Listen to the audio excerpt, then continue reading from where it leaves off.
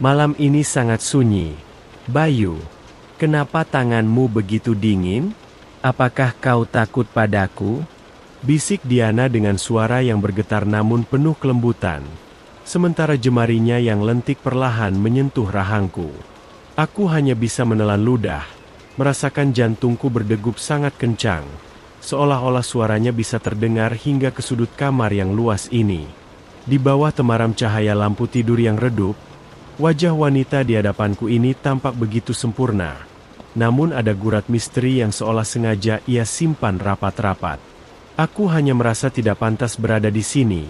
Di sampingmu, jawabku jujur. Mencoba menguasai rasa gugup yang luar biasa saat ia menarikku lebih dekat. Harum parfumnya yang mahal menyatu dengan aroma malam, menciptakan suasana yang begitu intim sekaligus mendebarkan. Perlahan, Diana mematikan lampu kecil di sisi ranjang, meninggalkan kami dalam kegelapan yang hangat dan sakral. Di malam pertama itulah, segala keraguan dan rasa minderku sebagai pria biasa luruh sepenuhnya saat kami akhirnya bersatu dalam ikatan yang halal, melakukan kewajiban kami dengan penuh kasih sayang dan kelembutan. Seolah-olah dunia di luar sana tidak lagi penting untuk kami pedulikan.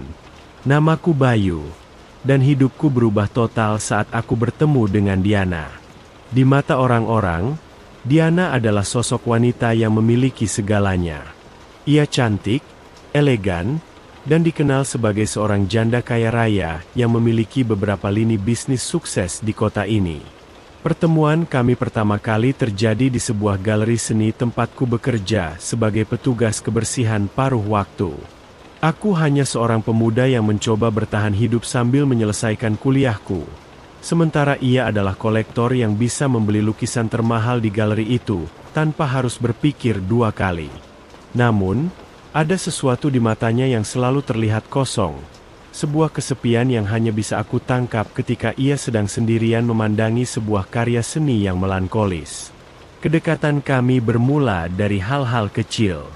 Ia sering datang di jam-jam sepi dan entah mengapa, ia mulai sering mengajakku mengobrol. Ia berkata bahwa ia menyukai cara pandangku yang sederhana terhadap hidup. Bagi Diana, semua orang yang mendekatinya selama ini selalu memiliki maksud tersembunyi. Entah itu karena ingin bekerja sama secara bisnis atau sekadar mengincar hartanya. Namun aku, pria yang hanya berani menyapanya dengan anggukan sopan, justru membuatnya merasa menjadi manusia biasa kembali. Seiring berjalannya waktu, hubungan itu tumbuh menjadi sesuatu yang lebih dalam. Kami mulai sering bertemu di luar galeri, makan di warung pinggir jalan yang belum pernah ia datangi, dan tertawa bersama tentang hal-hal yang tidak masuk akal. Namun, di balik semua kemewahan yang ia miliki, Diana selalu menutup diri jika pembicaraan beralih ke masa lalunya. Ia hanya berkata bahwa suaminya yang dulu telah tiada, dan meninggalkan warisan yang cukup untuknya. Tapi aku merasa ada yang tidak beres. Setiap kali ada panggilan masuk dari nomor yang tidak dikenal, wajahnya seketika pucat. Ada ketakutan yang ia simpan di balik tas bermerek dan mobil mewahnya. Meski begitu, cintaku sudah terlalu dalam. Aku tidak peduli siapa dia dulu. Aku hanya peduli pada wanita yang sedang menggenggam tanganku sekarang. Hingga akhirnya, ia memintaku untuk menikahinya. Sebuah permintaan yang terasa seperti mimpi di siang bolong bagi pria sepertiku. Pernikahan kami digelar dengan sangat privat. Diana tidak ingin ada publikasi besar-besaran, yang bagiku sangat masuk akal mengingat status sosialnya. Namun, di hari pernikahan itu, aku melihat beberapa pria berpakaian rapi yang tampak memperhatikan kami dengan tatapan yang sangat tajam. Aku mencoba mengabaikannya, berpikir mungkin itu hanya pengawal pribadinya. Namun, setelah acara selesai dan kami memasuki rumahnya yang megah sebagai pasangan suami istri, barulah aku menyadari bahwa kehidupan yang aku masuki ini jauh lebih rumit daripada sekadar dongeng tentang pemuda miskin yang menikahi ratu kaya. Malam pertama kami seharusnya menjadi malam yang paling membahagiakan. Namun, saat kami berada di kamar dan suasana menjadi begitu intim seperti yang kuceritakan di awal, aku merasakan ada getaran kecemasan dalam setiap sentuhannya. Setelah kami melewati saat-saat indah yang sakral itu, Diana tiba-tiba menangis sesenggukan di pelukanku. Ia memelukku dengan sangat erat, seolah-olah jika ia melepaskannya, aku akan hilang selamanya.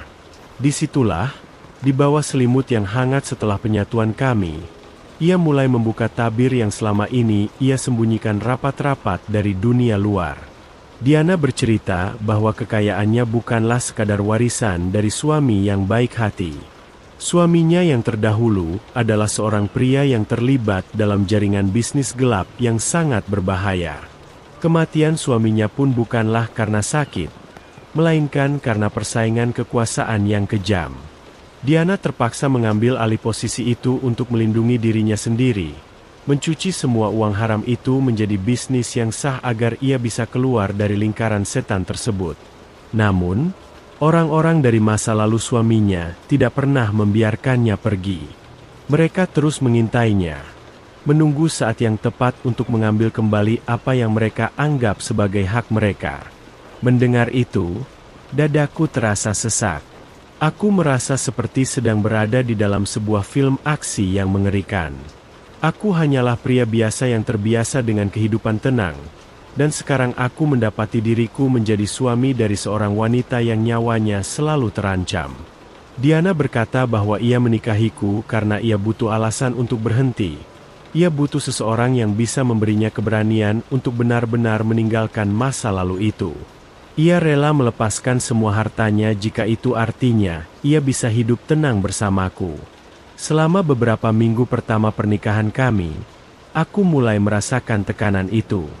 Rumah mewah yang kami tempati ternyata dilengkapi dengan sistem keamanan tingkat tinggi yang tidak pernah aku sadari sebelumnya. Ada kamera di setiap sudut, dan jendela-jendelanya terbuat dari kaca tahan peluru. Diana jarang keluar rumah, dan jika ia keluar, ia selalu menggunakan rute yang berbeda-beda. Aku mulai merasa seperti seorang tahanan di dalam istana emas. Namun, setiap kali aku melihat wajahnya yang lelap di sampingku, aku tahu bahwa aku tidak bisa meninggalkannya. Aku sudah berjanji di hadapan Tuhan untuk menjaganya dalam suka maupun duka. Suatu malam, ketakutan itu menjadi nyata. Saat kami sedang makan malam, pintu depan rumah kami digedor dengan sangat keras. Sekelompok orang mencoba masuk secara paksa. Aku melihat Diana gemetar hebat. Ia segera menarikku menuju sebuah ruang rahasia di balik lemari bukunya. Di dalam ruangan kecil yang dingin itu, kami berdua bersembunyi dalam keheningan yang mencekam. Aku bisa mendengar suara langkah kaki berat di luar, suara barang-barang pecah, dan umpatan orang-orang yang mencari Diana. Di dalam kegelapan itu, aku menggenggam tangannya sangat erat, mencoba menyalurkan keberanian yang sebenarnya aku sendiri pun tidak memilikinya. Setelah beberapa jam yang terasa seperti selamanya, suasana menjadi sunyi. Ternyata tim keamanan yang disewa, Diana berhasil menangani mereka sebelum kepolisian datang. Kejadian itu menjadi titik balik bagi kami. Aku menyadari bahwa jika kami terus seperti ini, kami tidak akan pernah benar-benar hidup. Aku meyakinkan Diana untuk menyerahkan semua bukti bisnis gelap masa lalu suaminya kepada pihak berwenang. Meskipun itu artinya semua aset yang ia miliki saat ini akan disita oleh negara. Diana sempat ragu. Ia takut kami akan jatuh miskin dan aku akan meninggalkannya. Aku memegang pundaknya dan berkata, "Aku menikahimu bukan karena rumah ini atau perusahaanmu. Aku menikahimu karena kamu adalah Diana. Aku lebih suka hidup di rumah kontrakan kecil, asalkan kita bisa tidur tanpa harus takut tidak akan bangun lagi besok pagi." Kata-kataku itu tampaknya memberikan kekuatan besar baginya. Dengan bimbingan pengacara hukum yang jujur, Diana mulai memproses semuanya. Ia bekerja sama dengan kepolisian untuk membongkar jaringan yang selama ini menghantuinya. Proses hukum itu memakan waktu berbulan-bulan. Kami menjadi sorotan berita, dan aku harus menghadapi berbagai tuduhan miring dari netizen yang menganggapku hanya pria oportunis yang terjebak dalam skandal. Namun, kami menghadapinya bersama. Kami menjual sebagian besar properti mewah untuk membayar denda dan kerugian negara.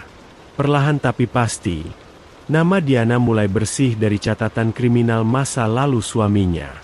Meskipun kami kehilangan hampir seluruh kemewahan yang ia miliki dulu, ada sebuah kelegaan yang tidak bisa dibeli dengan uang manapun. Kini, kami tinggal di sebuah apartemen sederhana di pinggiran kota. Aku bekerja di sebuah perusahaan desain grafis setelah menyelesaikan kuliahku, dan Diana mulai merintis usaha catering kecil-kecilan dari hobinya memasak. Tidak ada lagi pengawal pribadi, tidak ada lagi kaca tahan peluru. Kami bisa berjalan-jalan di taman kota pada sore hari, tanpa harus menoleh ke belakang, karena takut diikuti. Diana tampak jauh lebih cantik sekarang dengan senyum tulus yang selalu menghiasi wajahnya. Bukan lagi senyum formal yang biasa ia tunjukkan di galeri seni dulu. Pengalaman ini mengajarkanku bahwa cinta sejati bukanlah tentang menerima seseorang dalam kondisi terbaiknya, tetapi tentang kesediaan untuk tetap tinggal saat semua topeng dan rahasia terbuka lebar. Diana memang seorang janda kaya yang memiliki masa lalu kelam, tapi bagiku, ia adalah wanita tangguh yang berani mempertaruhkan segalanya demi sebuah kedamaian. Aku tidak pernah menyesal telah menjadi bagian dari hidupnya, karena di balik semua drama dan bahaya itu, aku menemukan sebuah arti pengabdian yang sesungguhnya.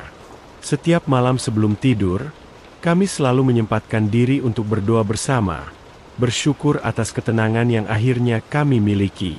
Malam pertama kami yang penuh ketakutan dan air mata kini telah berganti menjadi malam-malam yang penuh tawa dan rencana masa depan. Aku hanyalah pria biasa, dan mungkin aku memang tidak sengaja terseret ke dalam badai kehidupan Diana. Tapi aku bersyukur karena badai itulah yang menguji seberapa kuat akar cinta kami tertanam.